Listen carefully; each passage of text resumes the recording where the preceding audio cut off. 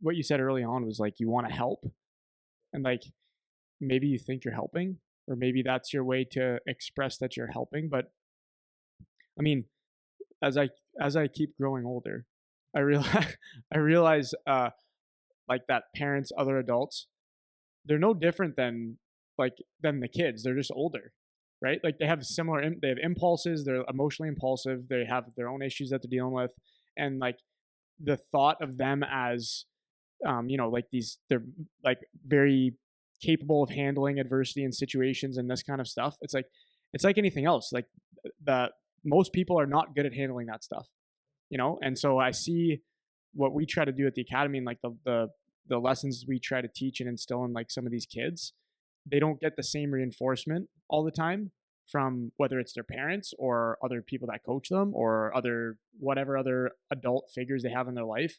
It's not a constant input that they get. And I think when I see or hear like from this coach that was talking about like some of these examples of parents losing their shit, I try to, I guess when we were talking about it, try to just relay like a message of self-awareness, which I know some people are just lost causes, and like there's nothing you can say or do that's going to make them understand. But the fact is, you can really affect your kids' performance. And so if your intention is to help them, which I would imagine all parents, even if the parents are complete idiots, I think most of them just want to help their kids still, even if they have no idea what they're doing or how to do it or whatever. And like I said, I've tried to approach the whole topic with humility because I don't have kids either, so I can't even speak to what it's like to have that. But I would assume most people are trying to do the best they can. But you actually harm your kids. So like even from the playing standpoint, outside of this coach just identifying and like the harm that could cause to your kid, knowing that your parent's a lunatic, what does that do for your kid when like they can hear you? Well, right? It could definitely if they put two and two together, they can put, okay, that dad, that kid, okay, there might be a potential issue there. But if I'm being honest, which I'm going to be, that's a lot of bullshit talk too. And they were a parent cut, or we didn't draft them because of the parents, and it's partially true some of the time. And I would love to sit here and say that bad parents, idiot parents, they ruin it for their kids, and sometimes it does happen. But there's a hell of a lot of good hockey players that the parents are a non-issue, even though they should be an issue. And I think you get problems with that kid down the road. Like, I mean, it's almost inevitable. But at the end of the day, when it comes to like high end hockey, people are willing to take a really good hockey player with a little bit of baggage or a lot of baggage, and they'll deal with that later. Unfortunately, in my mind, I agree with all that. Maybe I said it wrong. Is I'm talking about what does it actually do to the psychology of your kid while they're playing the game that you're going mental in the stands, even if they don't realize it. Like have you ever coached one of these kids that's constantly looking at their dad in the stands or mom or whatever, right? And like I was one of those kids, like, and my dad wasn't losing his shit in the stands by any means, but it was just something I was inclined to do. Like I would like do something and I'd be like looking for my dad in the stands, right? To see if he's like approves or doesn't approve, or if he has good body language or bad body language in the stands, right? Because that's what kids do. And like if you're someone who is constantly like, it's so funny because sometimes even just on the bench, if I'm scanning the stands, you see the parents and they do the this, or they're yelling at the ref or like or whatever. I just am putting myself in the position of the player, where it's like that your parent is doing that, or you hear someone yell from the crowd and that's your dad or your mom, and like the pressure and expectation that even if it's subconscious, that it puts on that kid to perform to some degree. It's like that's more the realm that I'm going into, and like it makes it harder, or it can. I don't want to speak for every kid, but I don't know 100% if it does. I mean, it would make sense that it would be something that a kid doesn't need to deal with or should have to deal with, or would be a positive thing. But then what kind of environment do they come from? I'm not saying everyone's an idiot, but I'm saying like they come from that whiny, complaining place all the time. Maybe that's just normal. Maybe, you know what I mean? Like I don't know. I don't remember. Know. I can't see it being a beneficial. I for sure remember, and like my dad wasn't crazy by any means. My dad was really hard on me, but he wasn't crazy. And it was definitely harder to play when my dad was watching than when my mom was watching. I remember that as a kid, like from the time I was like 7 until I was probably like 18. Like if my dad was watching, it was harder to play than when my mom was watching because I could feel the judgment. Yeah. Like I could legit feel the judgment from Yeah. the ice, even if it wasn't outward. Like even if, because like I said, my dad never did nothing in the stands, but at least that I could tell or see. Like he wasn't a parent losing his shit. No parents would ever talk about my dad like he was crazy in the stands or anything like that because he was not. It was just like our conversations about sports and life and whatever. Like I could feel the pressure of that when I played, you know? And my dad was mild. That was just from our own internal conversations at home and like um around sports in general, whether it was hockey, baseball, whatever I was doing. And he was not crazy. I if I think about some of these parents that you see in the crowd, and like if that was my dad or I don't even know what I would do. I have no idea how that would affect my mentality. Just like one of the things I think about when that is like I always say, talk is cheap, right? You speak so loud I can't hear what you're saying because your actions are doing something totally opposite, right? So that's one of the things I think. Talk's cheap. You can talk positive to your kid. You can do whatever, but if you're like you're visibly losing your stuff, and your body language as a parent is all over the map, then it's probably not the best thing for your kid, and you're giving them a mixed message, right? So, but I got to be honest. This year, and I would say a little bit last year, I had moments. I had moments like, and this year I've had to check myself a little bit, and I'm being honest, right? I'm a dad, and why would I have to? Why would I get emotional? Well, it's my kid, and so this year is a rebuilding year. And then you look and you go, oh, but we're rebuilding.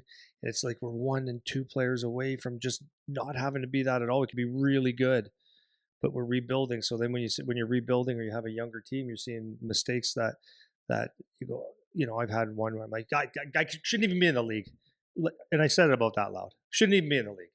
Well, that's not really the best thing to say in Yeah. public, Yeah. right? Yeah. And maybe there's 5,000 people and I blend in there, or maybe I don't. But that's not a great thing to say. And it's like, but I do, my wife will give me the A. And then I say, well, just don't stand with me then, which is a really nice, intelligent thing to say too, right? Yeah. But I do say it because you know how I am. Like I talk the way I talk. But anyways, like when I say like something like, the guy can't be on the ice right now. Like he shouldn't be in the league right now. Like, and I'm always by myself, but it's like I say it loud enough that maybe someone else hears it. That's probably not good. That's not like, who the hell am I? But like my other side of that is like, where does that come from? That's the big question. Where does that come from? And it always comes down to what? Selfish. Selfish. Because at the end of the day, if the Guelph Storm go 0 for the next, they've got 24 more games left. If they go 0-24, it does not affect my life really. George Burnett's the GM. The ownership group's the ownership group, and Corey Stillman's the coach. They're the ones that should be emotionally worried about if they win or lose, not me. So what is it that I would be um, emotional about? Well, it's okay. So I'm the perfect guy here, but I care about my kid. I want my kid to be in an environment that everything is perfect for him. And losing is not perfect. And I'm not saying they're losing all the time. I'm just saying like being more on the losing end on a rebuilding team is a lot tougher to watch when for example, maybe at this point of your career, you're watching your kid and it's like he should be putting up points, but like he's on a third line. Let's say, I'm not talking about my kid right now. But you're on a third line right now. It's like, but we need you to check. We need you to just check, just to defend, man. And the kid's like, yeah, but I want to get drafted too. But that's where it all comes from, because we all want our kid to be a first round pick in the NHL. We want him to have everything done easy and all that stuff. And but your team needs this, so that's where the frustration comes, right? It's like, well, if that guy would have just clear the puck, it's not in the back of our net, or we're not hemmed in our own zone. My kid gets it, or he's a 2-on-1, and then he can make an offensive play and look good. That's all it is. It's not because you care about the team. You do to a certain degree, but who do you care about? Because we're not team guys when we're parents necessarily. Your Our team biggest guys when it's concern, going well. when it's going well, it's the best Yeah. team ever, and especially when your son is on the ice, right? Because you don't feel the same pain. Like I remember, I look at some of the parents that I'm very good friends with, and they're going through that growing just that step. Like once they get to there, it's like now they're rolling, and as parents, I know they're dying. They're going like, my kid, like he just And it's like, I know, just it's back to the thing. It's the process. Just keep stick to it, stick to it, and everything will work itself out. And then when it clicks in, there's almost like no going back. At least for now.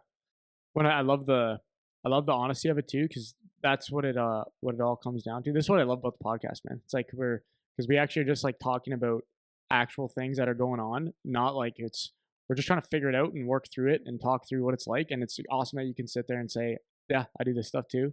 And like we can say it's not we're not coming from like, hey, we're perfect at all this stuff, man. It's No, like, but you know, so this is exactly it though. Like, okay, so I don't want to divulge my son's team and all this stuff, but I'm just going to use different examples. As you could like when everything's going well, this is no matter what it is in life, when things are going well, everything's going well. There's nothing to complain about.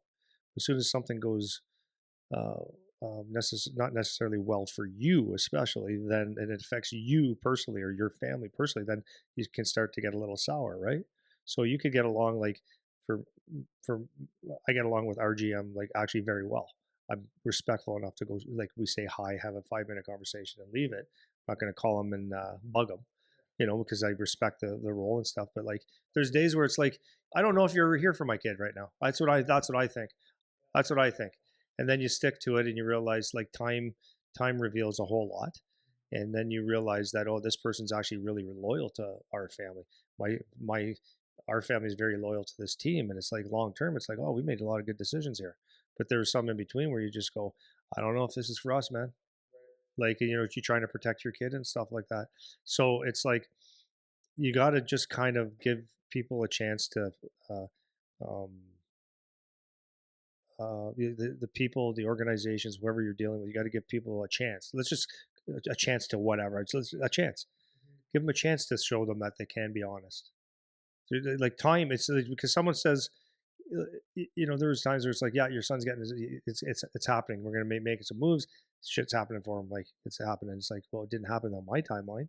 right. Yeah. But Yeah, that's but true. it's all right. So you have to trust. Like so, in our situation, in most situations in junior college, you have people with years and years and years of experience. They've seen you 100 times, 1,000 times, and you're not unique to anybody. And if you just if you're in a good place, and what I like about colleges is you have that choice, right? So if you are getting uh, courted by universities, you don't have to say yes to everybody, right? So you can kind of weed out what is a good fit for you. And then sometimes you got to live with your decision, not just quit when things don't go exactly your way, right?